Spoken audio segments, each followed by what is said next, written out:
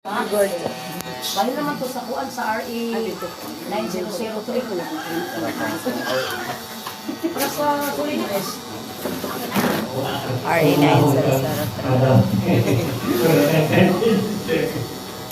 Trabaho.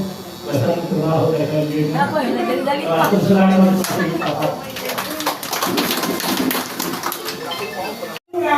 pagputulong mga kahoy nga karon ang kainit grabe. Sumuna among gipangampan niya karon nga i-proper nato atong mga basura. Kunya sa ato ang ordinance na kung walay segregation na agyod pasaylo ani kung magsugod na gini dili kumusugod ugma musugod pa karon para sa ato ang kahilo sa ato ang barangay. So kung unsa na sa ordinance ako jud nang ipatungan ako Committee on Solid Waste Environment. So mo ginaamawagin ng hipunan na ang siguro natin yung mga PHW, no? Happy lang po kung ano nga pulong pa kayo. Inikatawag sa inyong president bitaw. Daghan ka ay mo, very good. Pakpakan ng mga kaugalingon. Inikatawag ko ano yung pulong po.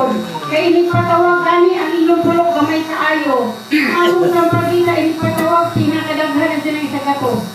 Pero kamo nang daghan din o naalagali mo sa kuan, kilig-kilig. Pero basin di ay press o nga ako mo'y makitaan na medyo dako-dako kahit tungkol sa kalaghan sa imuhang constituent mura. Lupit na ay pamatikon na nara sa dala na. Pero in part inana, thank you kaayo kay pagpatawag sa inyo nga naamo diri. So balik na sa basura, naa naman itong segregation na ito, no? Segregate malata, dili malata, o ang katong hazardous. So ang buhaon sa barangay, ang katulang dili malata.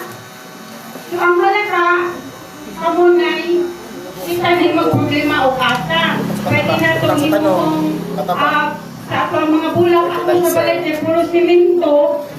Pero na ako yung mga paso, sa kung mga kuan ka ng mga malata mga basura na ko, except ka ng papel.